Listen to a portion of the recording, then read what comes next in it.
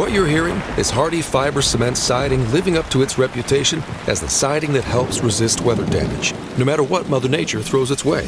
James Hardie knows how important a reputation is, especially when you're a home builder. That's why Hardie products withstand the elements better than wood-based siding, with styles to match their strength. Because when home builders work with us, we deliver our best so they can look their best. Protect your reputation with exterior products by James Hardie.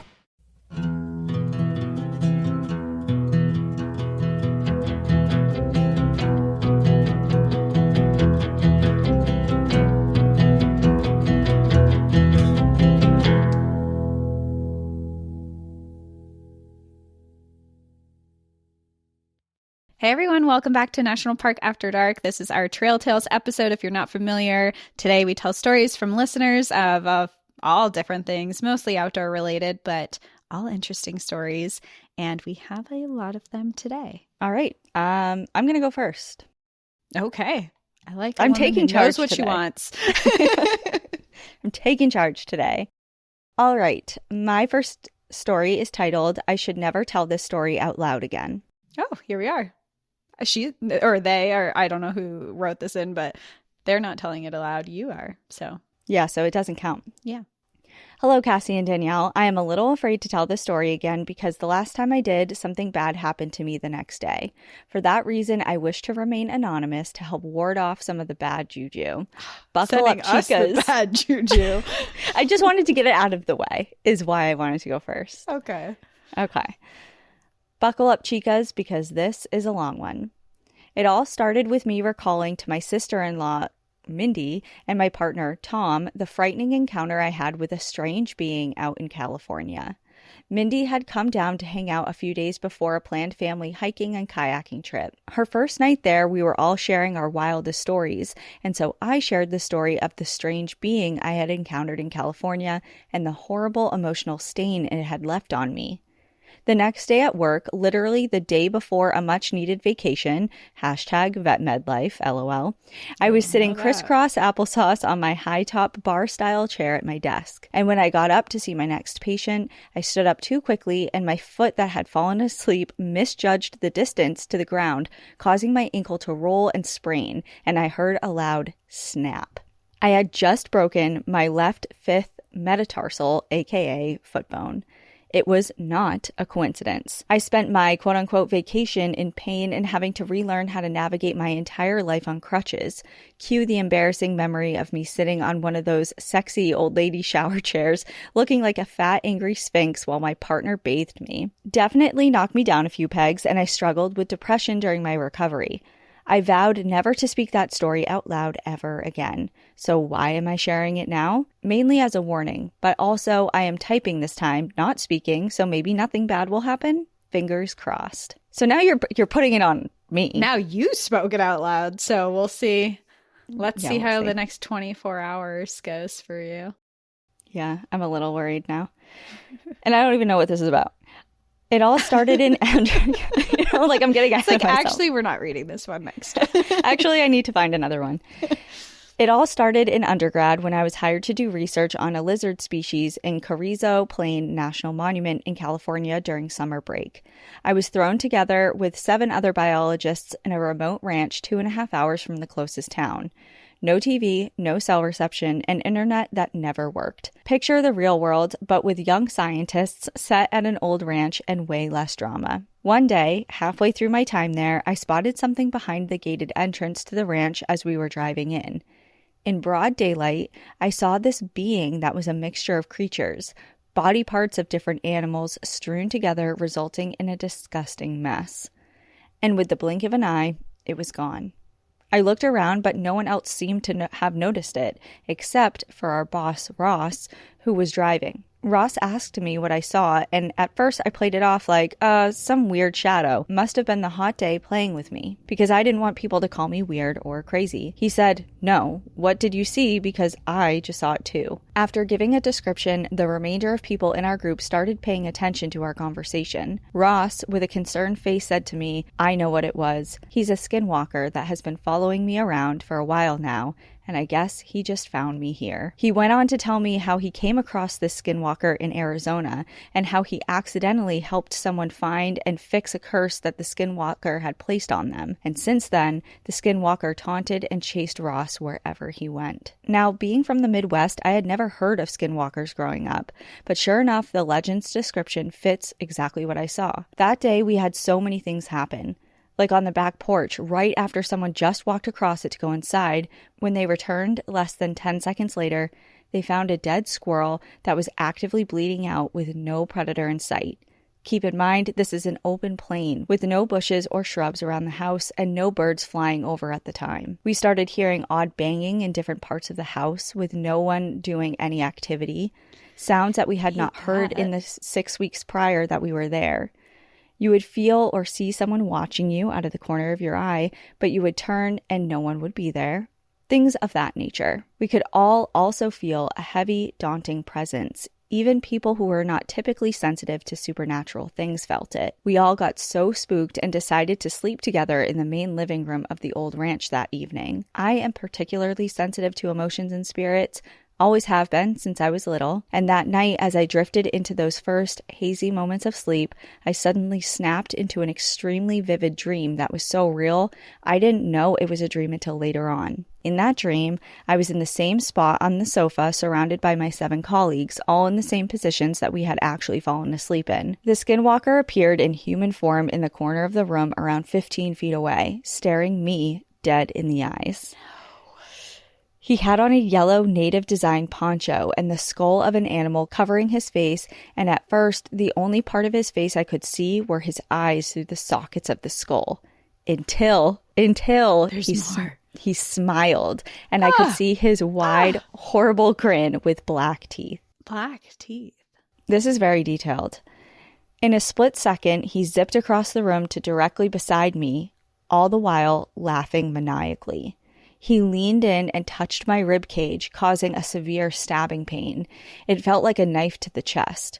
In that touch, I felt and saw so much darkness, evil, and pain within milliseconds. I woke up screaming, clutching my side as my colleagues scrambled to turn on the lights. I was struggling to catch my breath as my lungs were on fire, and when I lifted my shirt, on my side was a giant red mark that still ached. But honestly, the emotional pain from the visions he gave me hurt so much more. The pain he has caused in the world is unimaginable. I can't put it into words because it's downright disgusting and disturbing.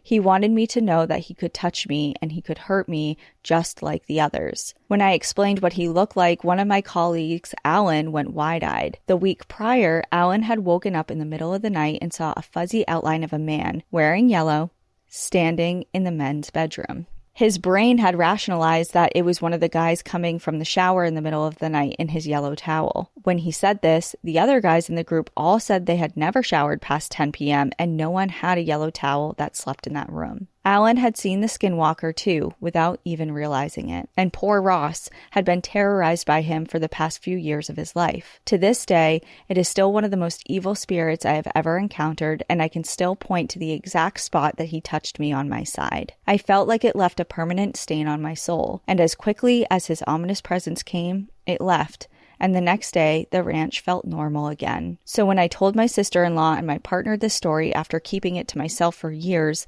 the next day I break my foot, it was not a coincidence. I have another trail tale where I almost died in the desert that same summer, and my experience with the skinwalker still beats that story as one of the worst things to have ever happened to me. So enjoy the view, my friends, but take my advice and don't ever fuck with a skinwalker. They are pure evil. Anonymous. Wow. That just gave me chills. I don't like that. I feel like we have to cleanse now. Yeah. Like we need like a sage cleanse. Yeah, like I feel like I need to like shake something off of me. You know, like I don't know. I just feel like that was really. Now you just. I don't know why I chose that. Of people who also need to cleanse. Yeah, sorry everybody. Wow, I actually do apologize. Oof. I was messed up, Anonymous. Well, that's the end of Trail Tales for today. See you next week. See ya. Right. Well, I don't want to say that this is an uplifting one because it's definitely not. Oh, wait, sorry. There's a PS. Oh, no. It's not bad. It's actually nice. So let's, let's uplift things here. P.S. To the amazing humans I spent that summer with, if you're listening to this, I will always treasure the memories we created together. And though life has scattered us across the country, I still consider y'all some of my dearest friends. That is nice. Okay. So there we are. Okay.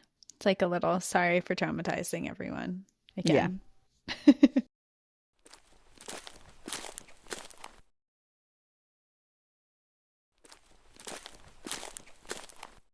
All right, my story is titled Near-Death Experience / Survival. Hey there, ladies. As most do, I will say how much I love listening to your voices and enjoy laughing and crying to your stories. You have fueled my love for nature, camping, and hiking, and even more. I'm writing to tell you, even though you both already certainly know this, and hopefully give advice to all your listeners about how your animal-loving heart should never change, but you should always put yourself first. This is a hard story to write. It happened in August of 2021, and I'm still working through the lasting fear of some of these moments. I'm going to give a trigger warning. This involves a near-death experience by an animal. Back in August of 2021, my husband was away with the military, and me and my 2 dogs decided to grab life by the balls and move to a remote Caribbean island for a few months. I had a fantastic time and was living on this island for most of 3 months when this event occurred. I happened to live at the top of a huge hill, no mountains in the Caribbean, but a hill, if you will, and had the ability to run the hills each morning with my dogs. On this day, I was doing our usual route and running a close-by hill from my house when I heard a dog crying out in panic. My 2 dogs started to react as well, and we followed the sound to an abandoned farmhouse. It had a huge farm gate over the driveway, but I said, fuck it, and ducked under the fence with my dogs and trenched forward to find this pup in need. Side note, there are loose dogs on this island that are called satus, as they are just wild dogs. I happened upon the scene, and it was a medium-sized dog standing in a 50-gallon barrel, drowning. This poor dog was gasping and couldn't escape. While holding my dog's leashes, I tried to push the barrel over, but it was filled with water and wouldn't move. I didn't think, and I reached down into the barrel, grabbing the dog. That's when I felt it. Pain searing into my body, but my brain wasn't able to compute where it was coming from. I thought it was my arm. It made the most sense. It was the closest thing to this dog, but no. The dog had latched on, lockjawed onto my neck. I panicked and was dragged under the water with it briefly before grabbing it by its underarms and yanking it out of the water and holding it so it didn't rip my throat out with its weight. All I could think was, why? Is this how I'm going to die? Who would find me? How would my husband and parents find out I died? Will my dogs be okay and get away?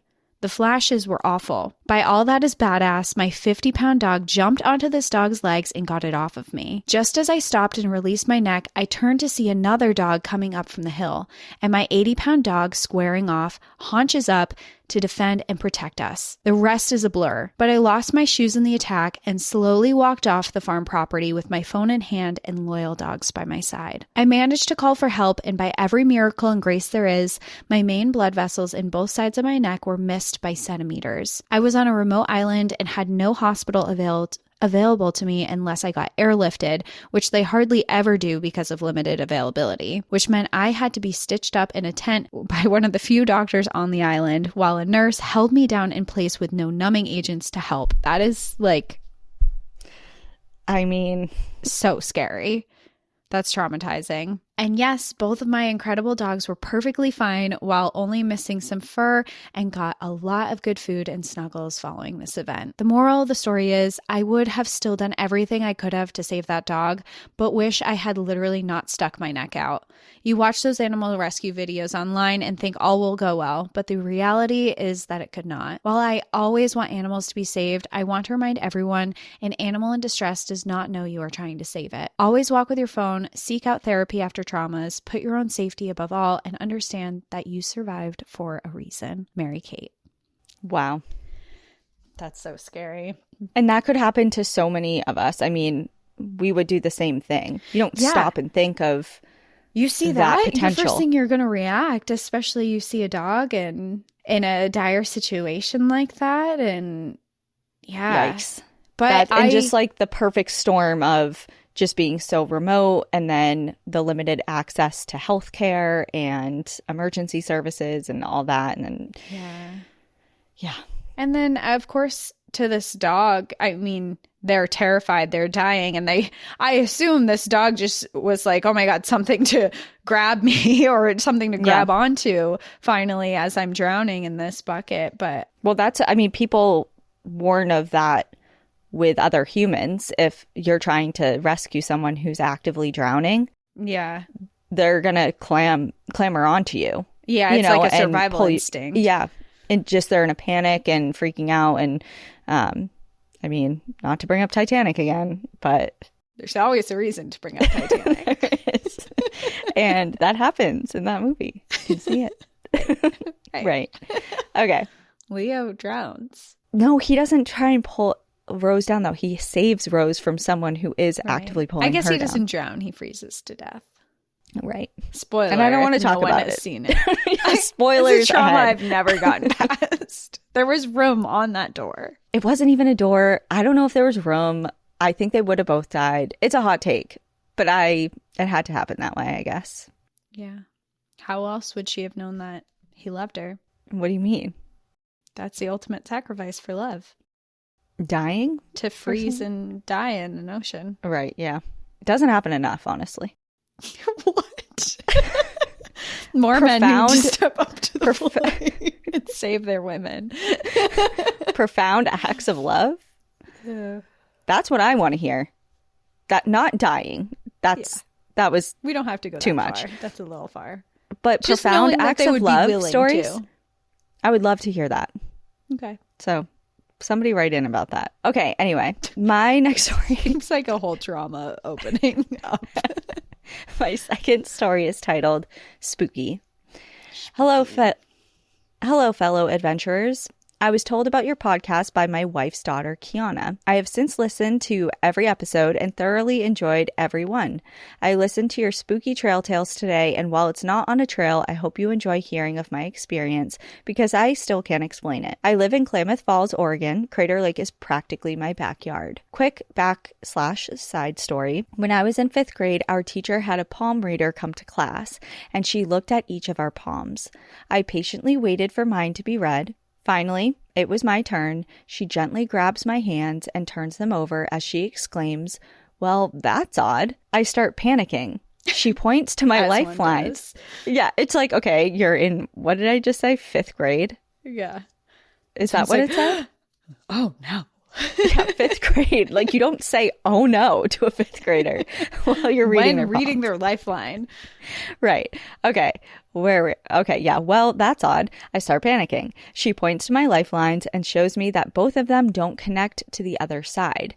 She explains that it either means I'll die young or I have a decision that shifts my life drastically. She stopped reading everyone's palms after mine. That is... Okay, what year did this very happen? different things to say to someone. You're going to die young or you're going to have a big decision that will change your life. We all have decisions in our life that change the course of our life. But like, those are two very contrasting things to... Yeah.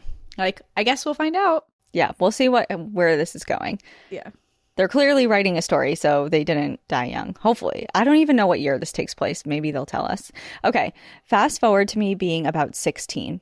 We lived right by a cemetery, and I'll be fully honest here, I'm a giant chicken. But my sister is a photographer and wanted to take photos in said cemetery. We had a friend taking photos with us. After a while, I got bored taking pictures, so I started reading the headstones. I went through about 50 until I landed on one that made me freeze in my tracks. The name read Tanya D.S. I can't remember the last name exactly. Born February 25th, 1890. Died June of 1914. At the time, my name was Tanya D. Snook. I was born February 25th, 1990. My sister and my friend came up, read the stone, and froze too. It was getting dark, and it was getting crazy creepy in the cemetery. My sister went to take a photo of the headstone, and her camera died. We went back the next day, and I couldn't find it. And still to this day, I am now 34 years old, I cannot find this headstone. We have searched every time we've gone there. I would have thought I was crazy if I didn't have witnesses. I was convinced that at 24, I would die. Between the palm reader and the headstone, I thought they were omens. As you can tell, I didn't die. I transitioned at 24, so Tanya is no longer living, so in a sense, it was all true. Hope you enjoyed reading what has perplexed my brain for almost 20 years. Enjoy the view, but watch your back.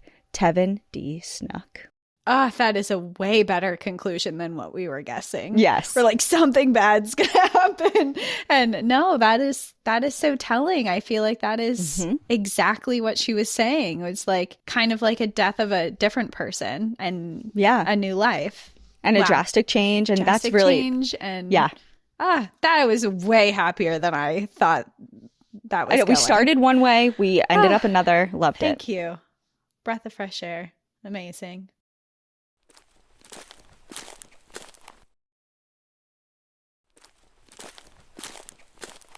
My next story is titled, That Time My Baby Got Haunted. No, not babies, too. Not the children. Not the children. Babies being haunted is extra creepy. Also, there's just something about it. Like haunted babies, not a baby being haunted, I should say. Yeah, but that... What? We'll see if your baby's creepy. Okay. Let's hear your story. Hi, Cassie and Danielle. My whole family loves NPAD, and it's our main source of entertainment on road trips. As Albertans, we especially love the CanCon episodes, Canadian content. And honestly, I think we all have learned more about geography and history than we ever learned in school. I know the podcast has helped my oldest win geography trivia in her social studies class. We even became outsiders as a family Christmas gift a couple of years ago. Oh, I love that we're helping with trivia. As someone who has historically been very bad at trivia, I love that other people are thriving. We love the Trail Tales episodes, and I'm always trying to think if I have one to share. As a kid, my family spent all of our vacations doing camping trips in BC and Alberta, and most of them in national or provincial parks. And now that I have my own family, we like to get out and adventure too. And one day it hit me that I do have a story. One of the weirdest experiences of my life took place just inside a provincial park. My story takes place at Big Island Cove Resort, which is just inside Meadow Lake Provincial Park in Saskatchewan and is on the shore of Lac des Isles. My family has always pronounced this as Lac des Isles, but that's probably not the correct French pronunciation. Well, that's how I said it too, so I appreciate you. That was a journey. Also. That whole thing. That entire thing. Crazy. I apologize. I'm so sorry. I'm so sorry. This resort was owned by some distant family members in the 90s and became a place where my mom's family held several reunion-type vacations when I was a kid. My family is huge and loud and very fun. Big Island Cove managed to carve out a special place in our hearts because of all the fun memories there. Think making the 5-hour drive in a caravan of all your cousins and switching kids and vehicles to make the drive more exciting, searching for shells on a little white sand beach, playing in the beautiful lake, big family meals, and one of the funniest straight out of the movie scene moments happening one night when all of the adults were in the owner's residence playing cards and having drinks. Someone noticed the dogs outside the patio door waiting like very good boys to be let back inside. The doors opened, the dogs bolted inside, running laps around the dining room and all the people in it. Within seconds, everyone realized the dogs had just freshly been sprayed by a skunk. Chaos ensued. I believe there was even vomiting. I had been here a few times as a kid, but realized when I was there as an adult that maybe, just maybe, my childhood brain had highly romanticized this place. The drive is very long, very flat, very boring, and not even all the roads are paved on the main route to get there.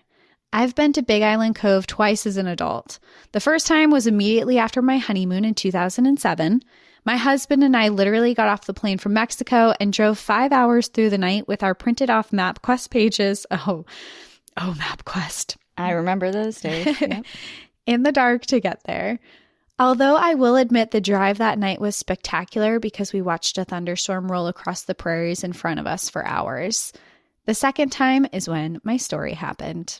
My mom's side of the family had decided to have a reunion weekend at Big Island Cove to celebrate some milestone anniversaries that were happening in the family that year.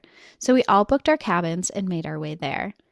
It was the year 2017, and I know this for sure because all 60-plus family members that were there received matching t-shirts which have the year printed on it. And yes, we all wore these shirts with pride, wandering the resort all weekend, confusing other guests. At this time, my kids were really little and adorable. Our youngest, Jonas, was just over a year old, and our girls, Isla and Flora, would have been about 5 and 3. At the resort, my husband Lance, our kids, and I ended up sharing a cabin with my parents.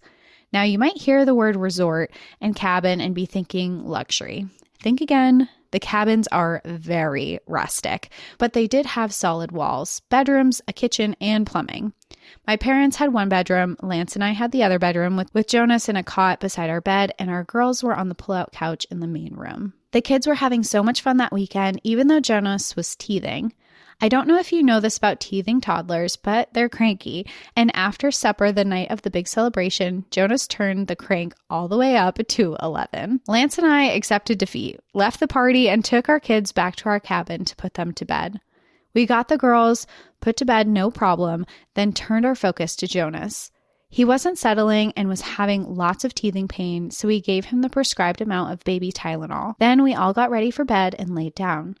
Jonas's cot was right next to Lance's side of the bed, and I was next to the window, which was closed, because it wasn't really all that late and the party was still raging a few cabins away. Shortly after we had all laid down and everything was quiet in the cabin, loud, crystal clear, hauntingly beautiful humming filled our room. Our eyes flew open, and Lance and I shot a hand out at each other, and I whisper yelled, "Lance, check Jonas." And he whisper yelled back, "I am not looking over there. You check on him." I did not. This was one of those moments that could have lasted 10 seconds or 3 minutes. I don't know. But we laid in bed staring at the ceiling, holding hands and listening to this humming that seemed to be emanating from where Jonas was and filling the room.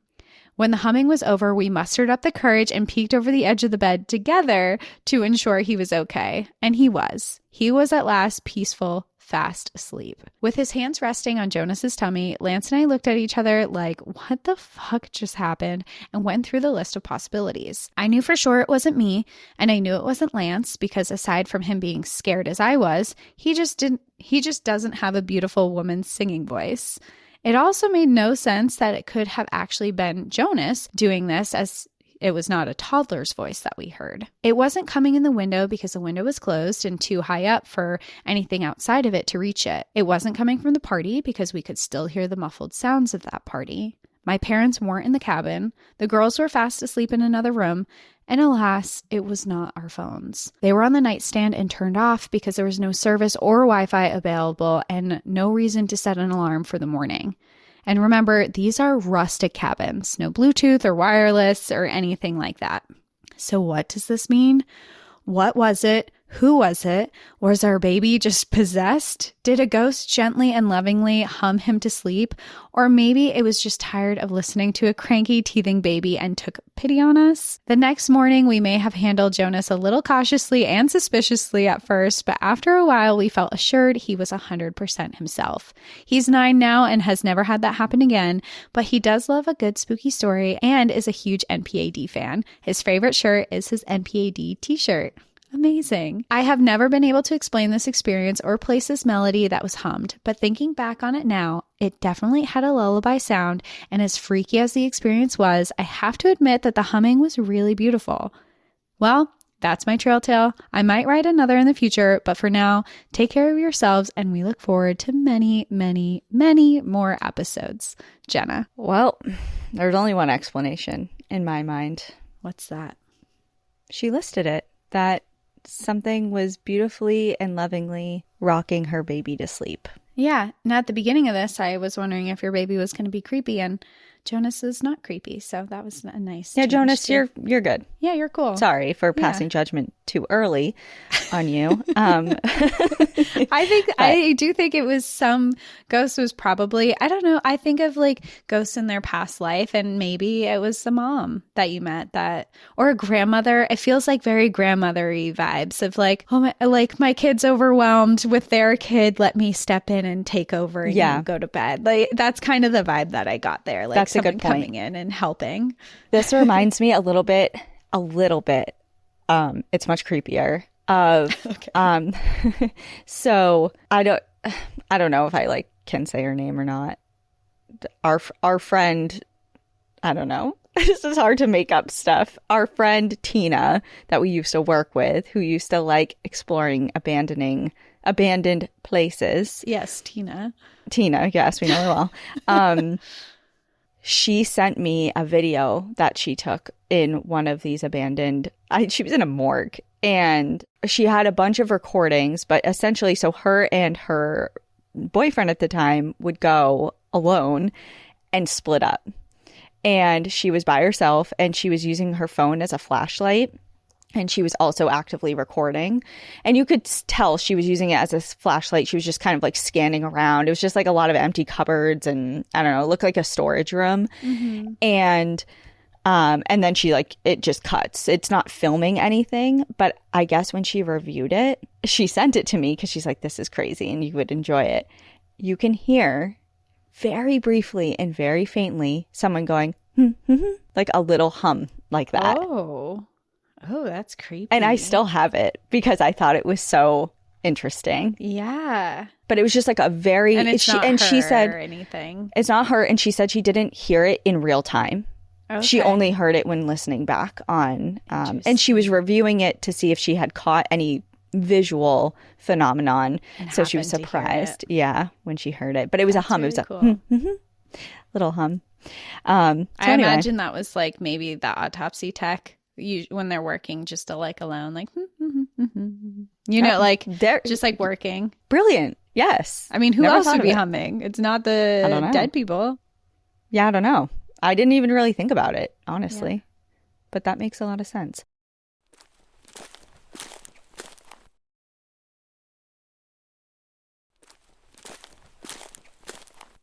Okay. My last story is titled A Horrible Impression of an Owl. Ooh, okay. Hi, guys. I became a huge fan of your podcast over the past 6 months. About a year ago, my girlfriend got me into it, and as I have been having a lot of late night trips from my hometown to college, your podcast has become one of my go-to spooky comfort listens. My love for hiking originated with my dad as a sort of bonding experience between us. We would pack snacks and water, dress up in our favorite hiking gear, and go on a bike ride or hike through our local parks.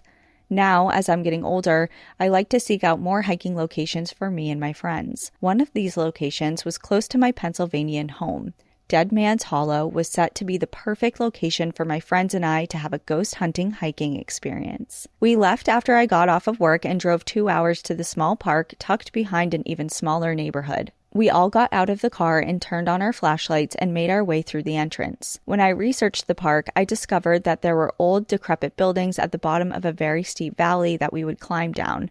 What I thought would be a quick venture into the woods to find the buildings became an hour-and-a-half hike, weaving back and forth through the paths going down the valley. All was well for the first hour. With only a few direction-based mishaps, we felt fairly confident in our ability to continue down the valley. That was until I heard something that still strikes fear in me to this day. As we came up to a turn in the path, I heard one of my friends in front of me say, "Shh," a comment which I dispelled as a joke from our friend who had previously joked that he was holding in a fart and his stomach hurt. That friend and I laughed it over, but we were quickly silenced by my second friend, who then snapped, "No, seriously, shut the fuck up and listen." I quieted down and stared off into the abyss that was the valley. Sure enough, all three of us heard a whistle coming from the bottom of the valley. The sound we heard was something indescribable. Even growing up in the country where bird chirps and whistles were as common as seeing grass, I had never heard a sound like that. The hooting we heard sounded so unique in a way that I can only describe as someone or something doing a cheap impression of an owl. We all stood there silently, staring down at the edge of the valley. We could hear the whistling get closer and then further off, like whatever it was messing with us. For a moment, the noises ceased, and we all looked at each other and began to strategize our next move. Of course, the friend that heard it first was the most shaken up and refused to believe that it was any sort of harmless animal. However, as we hadn't even reached the buildings yet, my other friend and I tried to convince him that it was nothing. I told him and myself that it was no more than a bird with a messed up beak. But then I looked at my other friend, someone who I had known since preschool as a confident, not easily shaken brute of a man. I saw fear in his eyes as he showed me the word he had typed out on his phone out of fear of saying it aloud. Wendigo. This made our other friend turn around and wish to go back to the car, but we persisted and tried our best to convince him that it was nothing more than a scary thought. Finally, we convinced him enough to continue on, and we heard the whistles follow us around the turn, almost becoming worse of an impression. As we walked further down the path, we heard steps behind us, leaves and twigs breaking, and our scared friend aiming his flashlight off into the woods that lined the path, only to be stopped by our other friend who uttered, "I know, I heard it too. Don't give it any attention. I'm right behind you, and we're okay." Eventually, we made it down to the valley and came across a bridge and a few other landmarks. However, it was getting late, it was starting to rain, and the buildings were most likely still further into the valley, so we decided to turn back and come exploring again during the day. As we walked back towards the path up the valley, we rediscovered a sign that mentioned something about bird habitat. But now there was the word scary written in red spray paint that was not present when we first noticed the sign. Okay, this feels like a person, not a Wendigo now. Yeah. Quickly, we gathered our things and began our hike back up the cliff. The three of us ran back up the path, hearing crunching behind us and all around us. We tired ourselves out, now sprinting up the steep paths. Cut to another hour later, we made it out of the park and found ourselves joking around as we saw the light at the edge of the woods, joking that soon turned to terror as we saw headlights and cigarettes next to our car. At first, we decided to cut our flashlights and wait them out as we feared they were park rangers coming to tell us that we shouldn't be in the park after dark. But we soon realized that we had to move as the headlights turned around, revealing itself to be a tow truck. We ran out of the woods as it drove away, and we found our car sitting safely in the parking lot. As for the cigarettes, they were two people who had decided to go hiking after dark but had gotten lost, and to make matters worse for them, the tow truck was actually AAA, there to jumpstart her vehicle, which had died during their walk. The five of us stood there discussing our experiences of the night and what all had happened. Soon, we all turned around to the sound of an old man across the street who was now standing in his yard, pointing to us and asking what was going on. I walked over to explain that we were wondering if the park was open after dark or if we should just leave, to which he responded, "What?" I took this as an invitation to speak louder so he could hear me, so I took another step to get closer to him, and he screamed, "You stay where you're at." When I say I have never felt so much real fear from someone, I mean it. Based on the houses and the trailers that we passed on our way to the park, I was sure that this was it, that this old man was ready to aim a 12 gauge directly at me without warning. I, being the diplomatic person I am, raised my hands above my head and backed away, reassuring him that we would leave. My friends and I gathered ourselves and drove the 2-hour trip back to my house to settle down for the night. To this day, I have no idea what that haunting, whistling sound was, who had spray painted the sign, or if that old man had any ill intentions when speaking to us. All I know is that we were lucky to receive no more than some scratches from thorn bushes that evening, and that the next time we visited the park, we would be hiking during the day. Enjoy the view, but watch your back. It's not just other hikers out there, even if they sound like that's all they may be. Jake. Interesting. I mean, that was such a recipe for something freaky to happen, you know, like just at night, you're hearing something, but you keep walking on. And I feel like there could have been a added element of already being freaked out that could have like heightened a lot of things. But then to meet someone who's also on edge, like it sounds like the old guy that was there was like maybe used to having some scary people in that area and was like, get away from me. Like, I don't trust you. So like, not to say what they saw in the woods wasn't there or heard in the woods, but the spray paint and stuff, not to say that wasn't something, but I feel like with the added at nighttime, you're already freaked out, kind of heightens that. And then you meet someone who is also fearful. It's like something goes on there that you narrowly did not escaped. Yeah. I don't know. I don't mess with the whole at night abandoned buildings type of, like, kind of even circling back to Tina, our good friend Tina. It's just not for me. I don't like the thought of being in, I love old buildings, but especially in places where other people are probably hanging around and not doing the greatest of things. And it just seems really, instead of feeling spooky, it just feels dangerous to me in a very real way. And I just, anytime I hear of them or anybody else doing any explorations like that, which I know is a big thing and people really enjoy, not only is it usually illegal, which I am a law-abiding citizen, I feel like now, I just can't do it. I can't bring myself to do it. Yeah, I think as a teenager, I probably would have, I went into abandoned buildings, not for the creepy vibe, just to go places I wasn't allowed to be in. But yeah, as an adult, just knowing, especially like in any type of city area where there's populations of people who don't have homes, you know, that, and drug problems that are going on and just things that could lead to dangerous situations. I just wouldn't. Or in the woods where they want to be away from where others. They're specifically leaving people, Yes. like they're specifically being away from society, and then you're walking into this abandoned building in the woods where they thought they would be alone. Yeah. Also, Yeah. I don't mess with that stuff. I mean, I don't even go into, you take me in spooky buildings. I don't go in them. Oh, not abandoned. Not abandoned, but that's what I mean. Like the spooky buildings I go into are like the ones that you take me in. Yeah. And I like to think they're nice. They're a lot of times they're very expensive. nice. Yeah, a lot of times they're very nice. They're filled with people. They feed me, house me. There's beds. There's beds. Yeah, I have not been haunted yet, so that's always appreciated.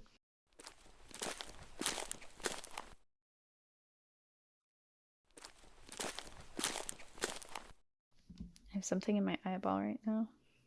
Okay, I was like, do you have another story for me? Or? I do, but I have an eyelash on my eye and it's interrupting my ability to perform. Okay, my last episode is titled What? my last. Get it together. What day is it? What time is it? It's it's about to be the holidays in a couple days. My brain has turned to mush. My next Don't blame story. Thanksgiving on this or for this. What else am I supposed to blame myself? I'm not too sure. Maybe the moon. Yeah, is Mercury in retrograde, because that could. That is something else entirely, but I don't know actually. Oh, I know what you could blame it on. What? Aunt Flo. Aunt Flo, yeah. I could definitely blame it on that. Yeah. I've been struggling all day today. Let's go for that. Okay, That fits. there we go. And Mercury in retrograde.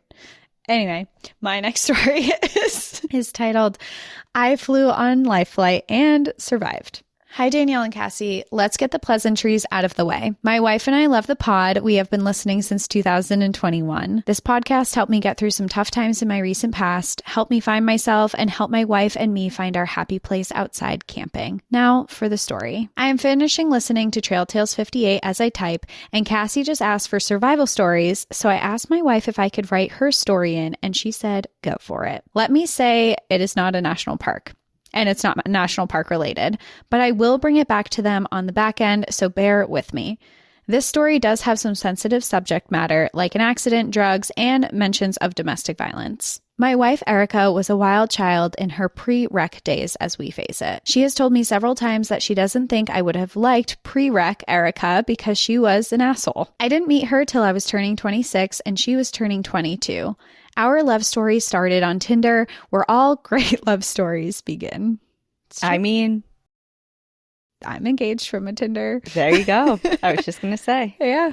Cassie and Al forever. Yeah. Via Tinder. Use our code NPAD to find your match. Don't. Don't. Save yourself. Don't do it. Not that I know. I couldn't. I'm just, yeah. Have you ever Old been school. on Tinder? I think I downloaded it like this is the first time I lived in Colorado, like back in 2014, 15 timeframe. And I downloaded it and oh my God. Yes. It's all coming I just back. had like a It's all whoa. coming back. Oh my God. I have goosebumps. Okay. Definitely don't use Tinder because we're on two ends of the spectrum here. So you have this great love story. Yeah. I had one of the worst relationships I've ever had. It was so short. It was far less than a year. I want to say it was around 6 months, but it's the same relationship that, remember during the Instagram, what the hell is going on? You're rubbing off on me. MySpace. No. Just kidding.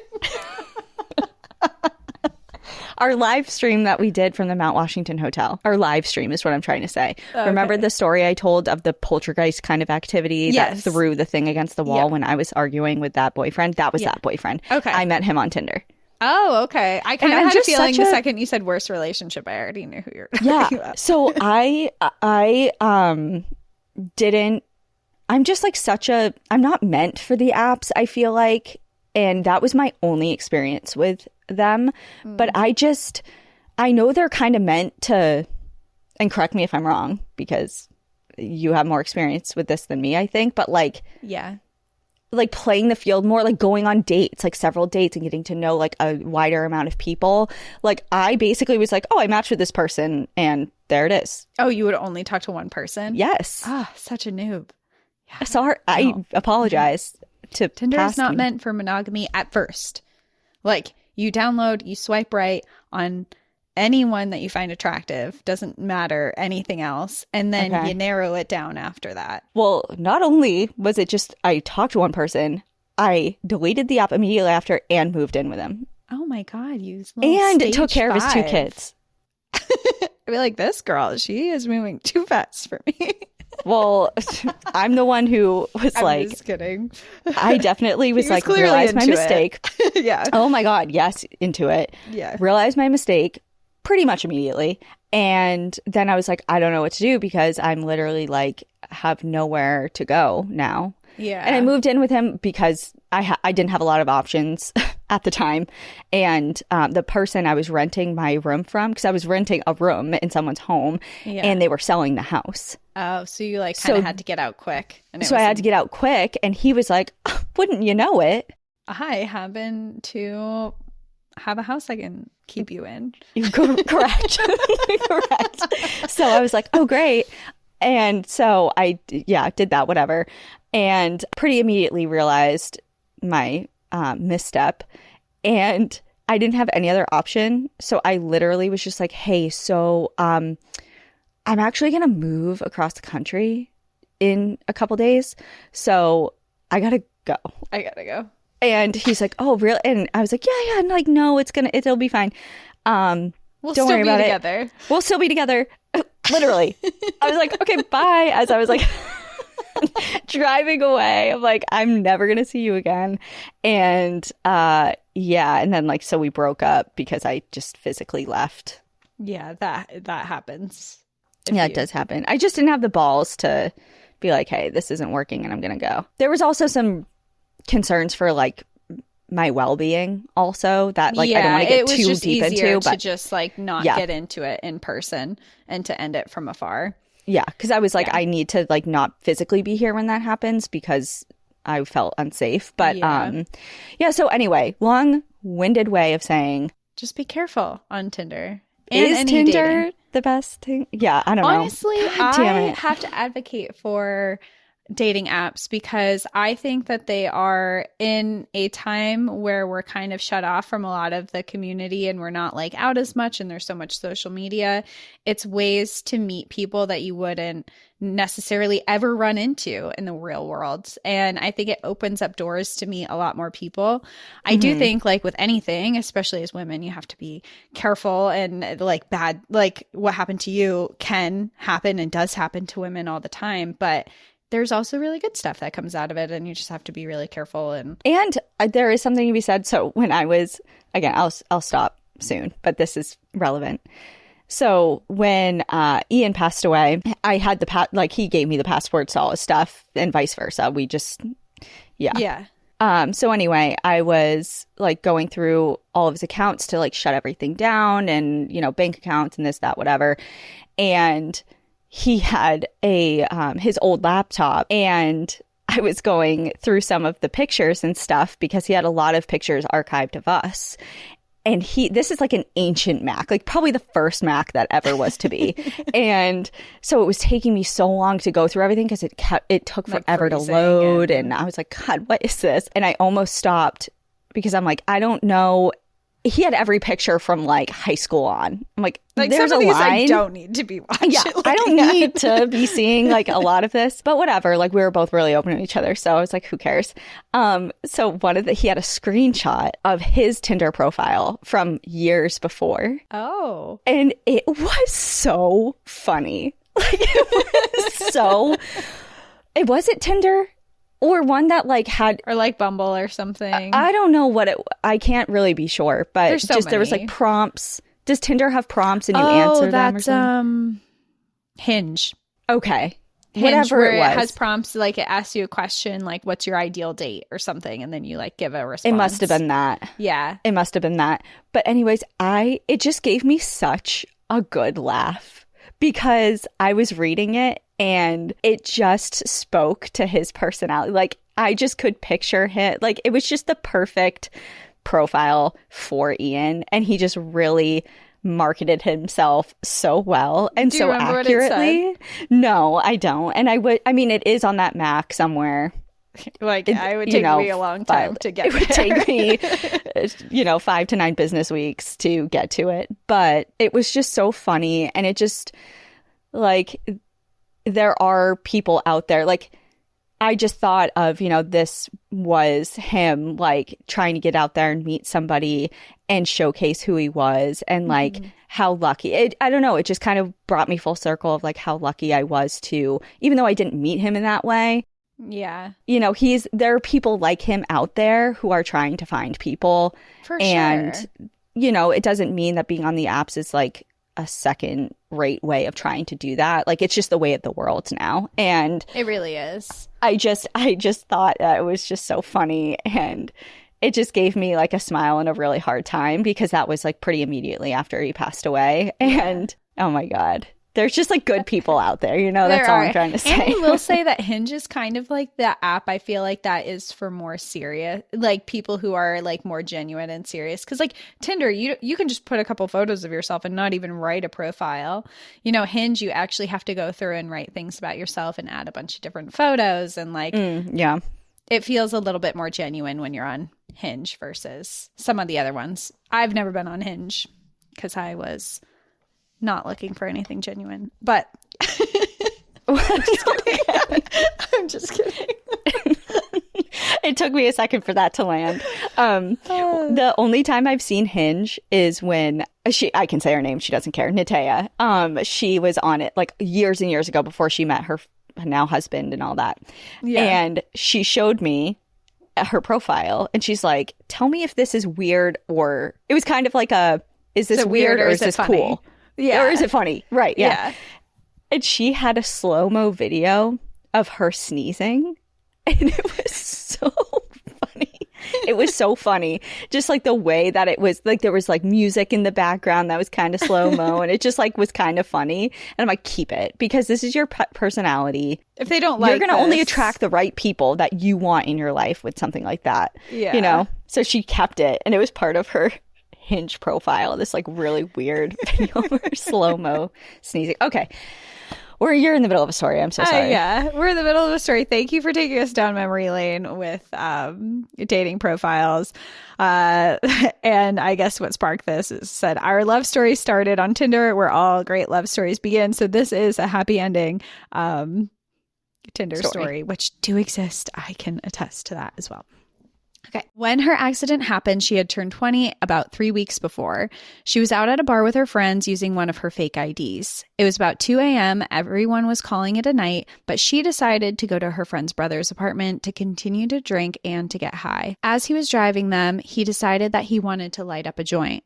She grabbed it from his hand and said, "We are already drunk. We should wait to get high till we're at your place." Well, he didn't like that very much and drove the car off of the highway that was in an underdeveloped area in Houston at the time. When he did that, the car rolled a few times, her seatbelt snapped, and she went through the windshield. Once the dust settled, he got out of the car and called his dad. He told him everything that had happened, that He thought she, Erica, was dead, and he didn't know how he was going to get to work the next day because his car was totaled, and asked for his dad to come get him. What a guy. His dad said, "I will not come get you. You need to get off the phone and call 911 right now." They got off the phone and he called his friend who lived a few minutes away, and he got him and they left. At this point, Erica is still lying on the side of the road. It was estimated that about 10 minutes after the wreck, an off-duty police officer was driving home and took a way that he normally does not take. He saw the wreck and pulled over to check it out, and that is when he saw Erica lying there covered in blood, barely breathing. He called it in, and Erica was life-flighted to a trauma hospital in Houston. The hospital didn't know what her name was or her address because she had fake IDs, and her real one was in her wallet, so they couldn't find a way to get a hold of her family.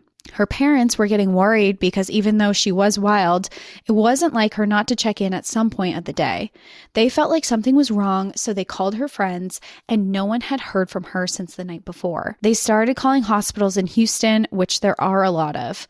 My wife has a massive peacock tattoo that goes from the top of her back down one of her butt cheeks to her calf, and that is how they were able to find out she was at a hospital. When her parents got there, they were told that she was in a coma with a brain injury, as well as a lacerated liver, shattered ankle, broken hip, a few broken vertebrae, and cuts and bruises everywhere. The doctors told them that they would not know the extent of the brain injury till she woke up, and they didn't know how long that would take. Well, the guy she was with reported that Erica stole his car and he had no idea what had happened. The police quickly found out that he was lying because 1, his blood was in the car, and 2, his dad called the police the next day to tell them everything his son had told him. His dad is the only reason why we knew the whole story because Erica doesn't remember anything. His dad had terminal cancer and told his son that he was not going out like that. He passed away 2 months after the accident. The guy was arrested, but let out on bond. Later, to get arrested again because he skipped his hearing, disappeared, and got taken back in because he beat up his pregnant girlfriend. Well, Erica finally woke up after being in a coma for 3 months, and the doctors were preparing her parents for the worst. When she woke up, she was 83 pounds. She was 120 pounds before the wreck. She had to relearn how to be a human again. She had to learn how to walk, eat, dress herself, everything. I met her a few months after she got out of her inpatient therapy, which was a little over a year from her accident. For the first 2 years of our relationship, she was still in outpatient therapy. She is now 11 years from her wreck. She got her driver's license back 3 years after it happened. She was bipolar before the accident, and with her brain injury, her brain rewired itself and she is not bipolar anymore. Besides her voice being a little monotone due to the scarring in her throat from the breathing tubes, a little Swiss cheese with her memories, there are some holes in it, and her left side being a little slower, as she said, no one would know just how much she has survived. Ask anyone who knows her and they'll say she's one of the most positive, kindest, except when she's mad at me, genuine people anyone will meet. She amazes me to this day after being with her for coming up to 10 years and married for 6.5. Looping back around, no one ever thought she would be able to live a normal life ever again, but she is. When we got married, we always talked about visiting national parks. Well, a couple of years back, when I was in the middle of a career change and I was out of the job, we said, well, no better time than now, and we started what is now a 3-year tradition of going on at least a week-long camping trip to a different national park in the Southwest region where we currently live. When her old doctors, nurses, and therapists sees the things she's doing now, they are amazed. The guy who left her to die is a convicted felon now. She told him in her victim impact speech that she is making the most out of her life, but she has to live with the injuries he left her for the rest of her life, and the least he could have to do is register as a felon for the rest of his. He got 5 years in prison, but got out after 2. I have attached a photo of us and our 2 dogs, Aqua and Hazelnut, on our camping trip, and a photo of her with her "I flew in a life flight" shirt she got when she woke up from the hospital. Cammie. Wow. 3 months. In a coma. Yeah. And being 83 pounds is insane.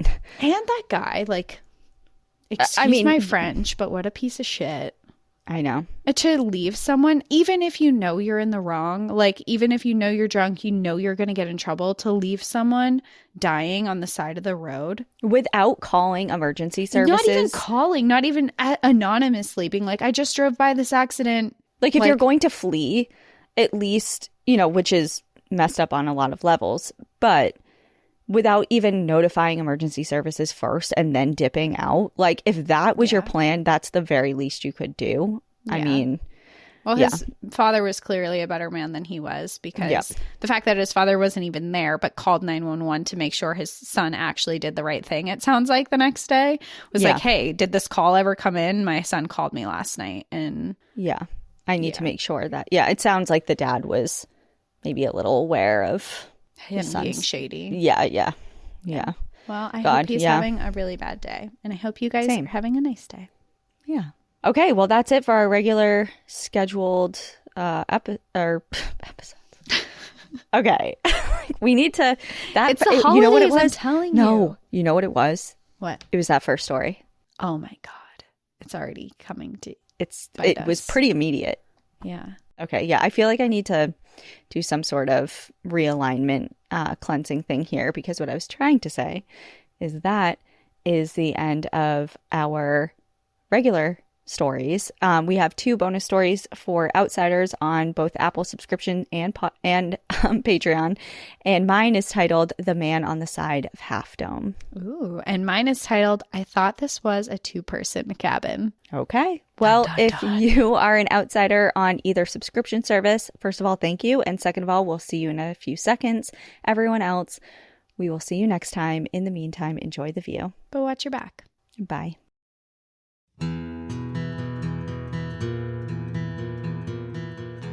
Thank you so much for joining us again this week. If you have a trail tale or story suggestion, send us an email at stories@npadpodcast.com. Follow us on Instagram and Facebook at National Park After Dark, and on Twitter at NPAD Podcast. Join our Outsiders Only community on Patreon or Apple subscriptions to listen ad-free, unlock monthly bonus episodes, and exclusive content. And remember, when you support our sponsors, you are supporting our show. For our exclusive discount codes and source information from today's episode, check out the show notes. For more information on our show, our book recommendations, merch updates, and more, visit our website at npadpodcast.com. And please rate, review, and subscribe from wherever you listen to podcasts.